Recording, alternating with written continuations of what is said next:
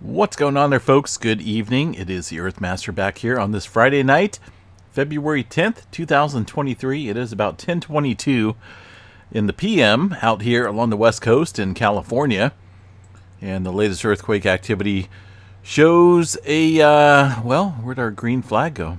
Down here, 3.1 into New Zealand currently. Not for sure why the green flag wasn't positioned properly, but 3.1. South Island, New Zealand. It looks like just off the Alpine Fault. So, on that note, let's go ahead and check out the GeoNet servers right off the bat. Kind of curious as to see what's going on down there in New Zealand currently. Let's see. So, GeoNet servers covers the New Zealand area. 3.1 coming in about 12 minutes ago. 80 kilometers deep. It does look like it's just off of the Alpine Fault that kind of sits over here. It doesn't really show any plate boundaries here, but either way, a little bit of activity kicking up in that area of New Zealand currently. We did see a little bit of movement up into the Kermadec Trench and the Tonga region. Somewhat shallow earthquake activity north of New Zealand over the last 24 hours. All right. What else is going on? Looks like Southern California is lighting up a little bit here.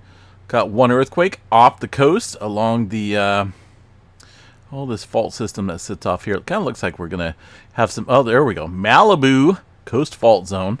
Thought we were going to have some issues here tonight with the faults, but it looks like it's working. Thank you there, USGS. Now, this fault system does run across a pretty lengthy area of the Pacific off of the Southern California coast at 2.6. Very shallow earthquake. The Malibu Coast Fault Zone. I do want to check real quick on the Caltech website and kind of see what's going on with that specific fault system here. Stand by for just a second while I see if I can figure it out. There we go. So that's going to be the Malibu Fault here, Malibu Coast Fault. Let me double check, make sure we got the right one. We'll get to that here in a second. Malibu Coast Fault Zone. All right, let's see what we got here. It is, looks like only shows about 34 kilometers in length, but it does have several parallel strands that run along it. Slip rate of about 0.3 mm per year. Surface rupture recent, otherwise late. So it looks like maybe no main quake here recently, at least in our time. Intervals between major ruptures is uncertain. But it looks like tonight we got a little bit of activity here. Kicking off that fault zone, 2.6, very shallow earthquake at 1 kilometer deep. Now, much further to the east here into the concrete jungles of LA, got a couple smaller earthquakes as well early this morning and earlier this evening. Excuse me there. Had hiccups all of a sudden. That is just off of the eastern, or the, there's a bunch of fault systems down there that run underneath LA. Many that we don't know about. But it kind of looks like it's very close to a fault system, the Santa Monica Fault, it looks like. But either way, a little bit of activity here kicking up in Southern California here today. A lot within the last hour, actually, if you really look at it. 1.3 Riverside area seeing some activity as well within the last hour, 1.7. And most of the activity confined here into the Southern California area this evening. No major swarms around the southern end of the San Andreas Fault for now. Up north, a little bit of activity, it looks like. Ridgecrest area, 1.0, not a big earthquake. Things have been fairly minimal across the Ridgecrest area over the last 24 hours. Bay Area of California, goodness, that looks, it's been abnormal. It was kind of like that this morning, and it's like that tonight. Very strange to see nothing going on across the Bay Area along a major plate boundary. Northern California, we did see another 1.9, 18 kilometers deep into the Cascadia subduction zone. Prior to that, 2.7, well off the coast into the Gorda Plate. We don't see too much activity out here into the middle of a microplate. There is some ridges and whatnot that are built up due to the strain But ultimately, that strain should be applying further pressure up here along the or to the east along the Cascadia subduction zone. We did see an earthquake earlier this morning, a 3.0 into the Willow Creek area. Looks like about 4:30 in the morning, but 28 kilometers deep. That is down into the Cascadia subduction zone. So on that note, let's go ahead and check out the tremor map here tonight. And as you can see here, Northern California and Southern Oregon rocking and rolling. Well, maybe not rocking and rolling, but they are having some vibrations down below the surface here, about 45 kilometers or so. That is the tremor area down beneath the surface. Now that tremor does build up strain upstream. If it's locked and loaded, obviously, as we know the Cascadia is, and if it's not giving any leeway in terms of smaller quakes, we'll see that pressure either migrate to the east at the surface levels or to the west. And that's kind of what we've seen here today with the activity west of the tremor. Tremor occurs further down dip here, further right on the map. That strain building up further to the left here on the screen, but further upstream towards the surface. So what do we got? 150. That's a pretty good number. It is situated again down at the southern end of the Cascadia, folks. It's been pretty active down there recently. Pacific Northwest, relatively minor conditions out there. Very small microquakes across the Pacific Northwest for now. Yellowstone National Park, USGS showing about 12 earthquakes. The largest so far, a 2.8 underneath the super volcano. Yes, it is a super volcano. There is a lot of deadly historic eruptions with this volcano, but just because we're seeing a little small microquake swarm doesn't mean that it's going to erupt. I keep saying this a lot. If we were looking at a major eruption, we would be looking at uplift here, swelling of the ground, and it would be drastic. And we're not looking at that. Plus, we would see probably earthquakes in the 5 and 6 range continuously. For now, it's definitely not happening. Let me see what we got here for the latest Yellowstone overview. Let me key up the latest data here. The swarming has been confined here to the northwest corner of the park.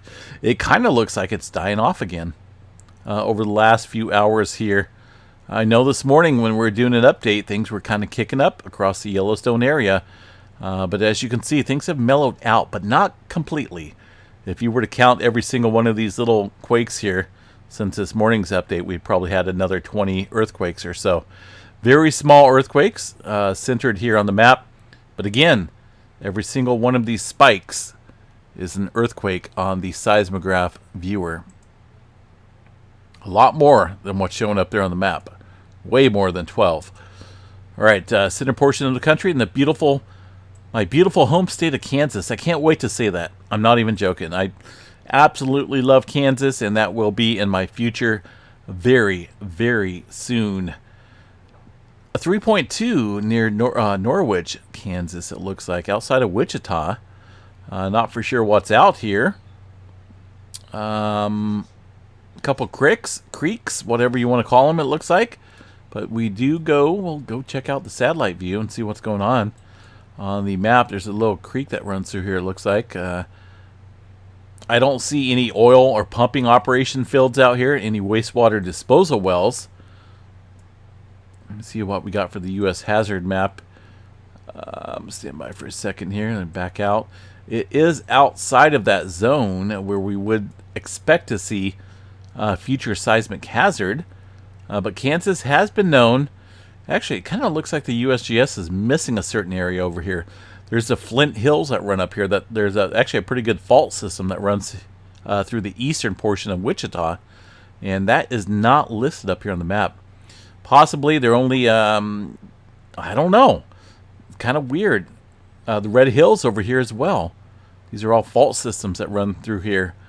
But for some reason, the USGS has not shown them on the map.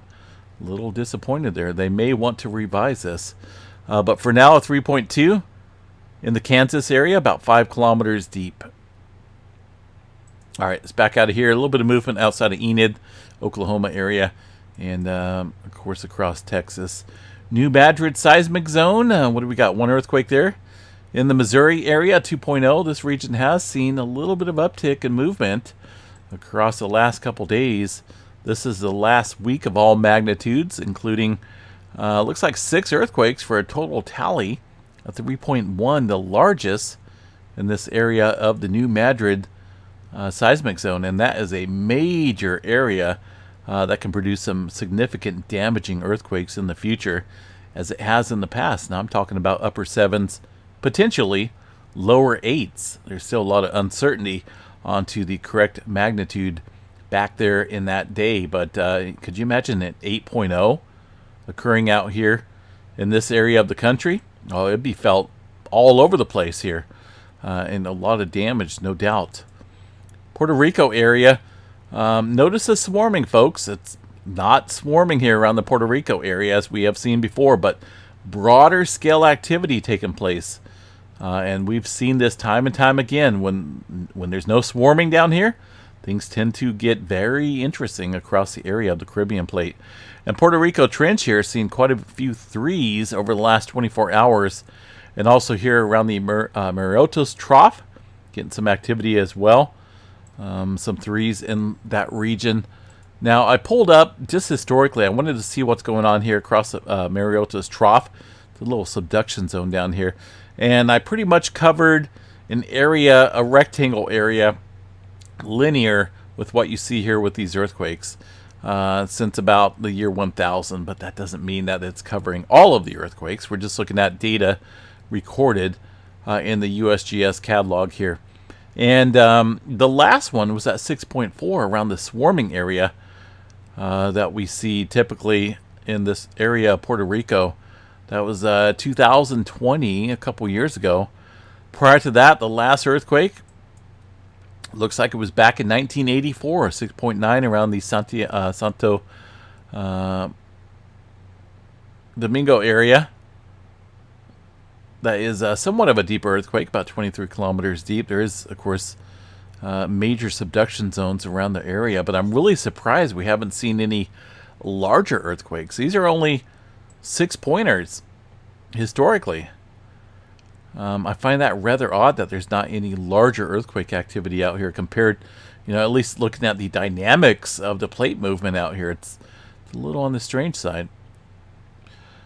So, a little bit of movement out there in the Mariotos Trough today in the Puerto Rico Trench. What else we got across the area? Mid-Atlantic region. Earlier this morning did see a 4.9. Let's see. South America, some activity into the Puerto Trench, but most of this from early this morning. We did see a little bit of activity out here in the fracture zone of the West Chile Rise area. There's quite a bit of fracture zones out here. You can see it. These are basically divergent boundaries, meaning that this is the oceanic crust fracturing and separating, so to speak. Now, these are not just instant separation here. Otherwise, we'd be looking at a pretty much a global catastrophe. But these slowly take place out here with earthquakes. You can kind of see it on the oceanic crust here as it makes new land, and the area broadens out, so to speak, across the fracture zones. 4.8 coming in early this afternoon. That should apply further pressure out here along the South America region. In the grand scheme of things, that's where the pressure should be headed with that type of activity. Let's see, there's that 3.1 New Zealand. A little bit of activity up here along the Aleutian Trench. It looks like a 4.4. See what we got coming in up here.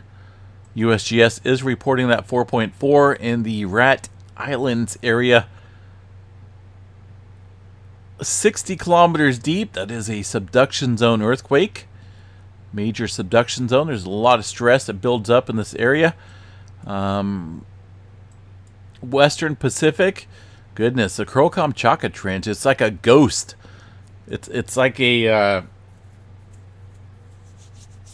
I don't know. I don't know what to call this area. All I know is that it's been awfully quiet in terms of large-scale activity. And this should be...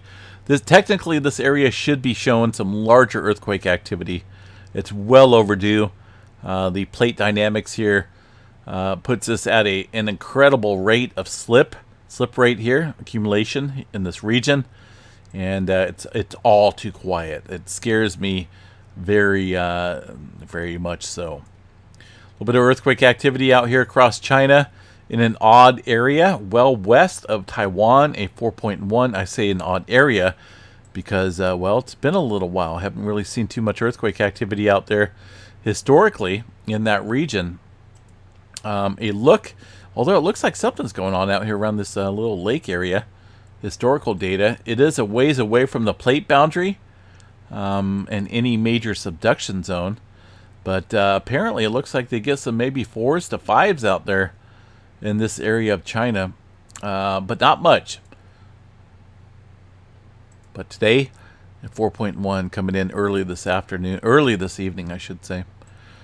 Turkey, what's going on out here in Turkey? Still seeing quite a bit of earthquake activity. The latest shows a 4.0 into this region of Turkey. Noticing a little bit of southern migration here once again. Off the coast of Syria, seeing a 4.2. Let me check out the EMSC model here real quick. Stand by for a second, folks, as we pull up this latest map here from the EMSC, and as we zoom in, the last hour of earthquake activity is going to be in the purple circle, last 24 hours in the red circle, and that's kind of what we have here. For the region, as noted, and it looks as though the migration here to the northeast kind of coming to a halt, but not completely. Most of the activity seems confined to the area of the larger earthquakes that we've seen a few days ago, but also further movement down south. Again, as noted, off the coast of Syria. So we'll watch this plate boundary here. It's definitely absent in earthquake activity far as historical large-scale activity goes, and we checked that out a couple videos ago. So this area could be ripe if we follow that trail of movement for some larger activity. All right, let's see what else. Hawaii, the Big Island. Goodness, what's going on off the west coast here? A little bit of activity coming in earlier today. Captain Cook, Hawaii, well off the coast there of that region, 3.3. And 10 kilometer deep, 2.6. Don't see too much activity out here, but today we're seeing a little bit of movement. And the Pahala area southward, looks like our swarming is kind of migrating well to the southeast. It's kind of been that way recently. Most of the newer movement here has been confined to the off the coast area, towards the Lower Sea Mount, but not specifically there. And this activity occurring about 33 kilometers deep or so. Oh, goodness. All right, let's see what else we have. Papua New Guinea and the Solomon Islands area.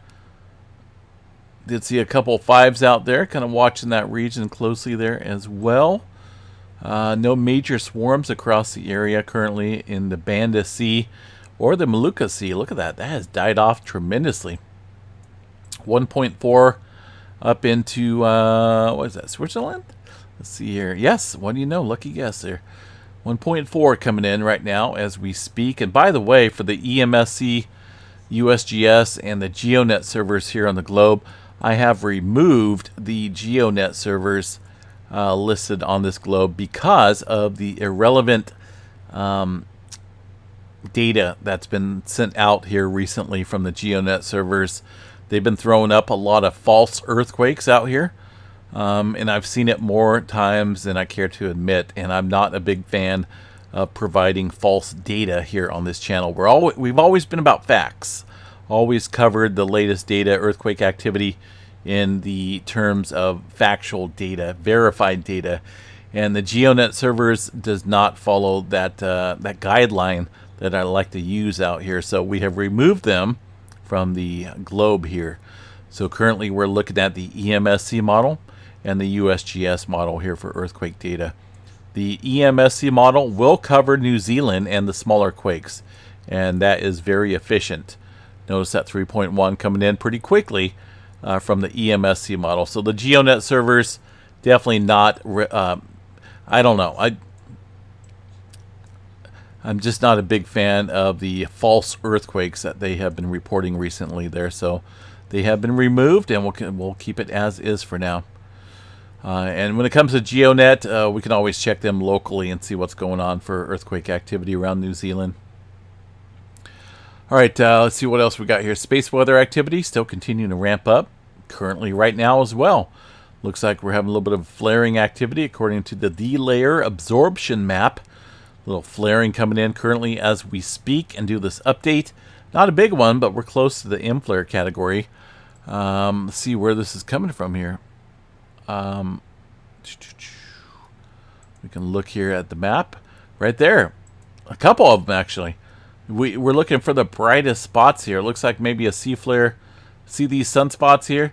The brightness is indicative of some flaring. And that we're looking at a couple sunspots popping off some flaring at the same time. These sunspots are turning away from the Earth. They're rotating further to the western side here of the sun. But we are in for a couple good sunspots on the eastern side of the sun. Let me show you guys this. The latest magnetic structure of this massive sunspot region down here is still looking fairly promising. Here's these two sunspots that are, it's kind of this one here and this one here that is currently producing some of that C-flare activity. But those are, again, going to be rotating further out of view. But this sunspot here harbors a lot of potential for some strong flares. Excuse me. And it's definitely noteworthy to watch here throughout the evening and the next couple days. Look at this. Look at this down here. Let's see if I can bring this up a little bit further. Maybe. There we go. I don't want to overdo it. But look at this complex structure here. There's a lot of blue, red, a lot of intermixing here of this system. And I kind of chatted about this morning, that this is a very complex sunspot. They had this set as a beta class magnetic structure, but that has since changed. I think after obvious review, 3217 is now into the beta gamma delta class. That is a very complex structure, and that was like that this morning. But I don't know when these get updated. I don't know when they review it. But we seen that this morning, and it was well beyond a beta class. Let me tell you, when you have something like this, that is not a beta class. That is something very dynamic and very unstable. It does harbor a 5% chance for an X-flare. I think that may be a little underrated. But overall threat, let me see what we got for an overall threat here. 15% chance for an X-flare. M-flare at 70% chance. C-flare at 99% chance. But watch this bad boy. I'm not even joking. This thing definitely looking strength. It looks like it's strengthening. And it's well into position where once it rotates into view, pretty much a bullseye shot here of Earth. So anything that does pop off, any subsequent CME, any shooting off of the plasma of the sun's surface will definitely be geo-effective 100%. Currently no major solar weather events far as the auroras go. We're looking green across the board. This may be subject to change. We did have a couple CMEs over the last 24 hours blast off from a couple sunspots up here on the northern section of the sun, but I don't think they were squarely Earth directed, so I don't think that's going to change too much. Maybe slightly elevated conditions, but the aurora forecast tonight looks fairly minimal. Maybe a slight percentage up there in Canada, Alaska area. Greenland and Iceland potentially as well. We'll see how that plays out. All right, what else we got here for the goodness cyclone? What do we got? Cyclone Gabrielle. Latest updated information out here. Burnt pine. Goodness, what's out there in burnt pine? Never heard of it. I don't like burnt pine. Yeah, not good because we have a lot of that in the summertime here with the wildfires. Northwest of the North Island, New Zealand area currently. This is, let's see what we got for wind gusts here.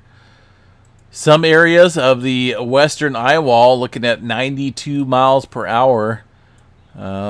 As we forward into about 4 a.m. or so, this continues to track eastward, southeastward or so.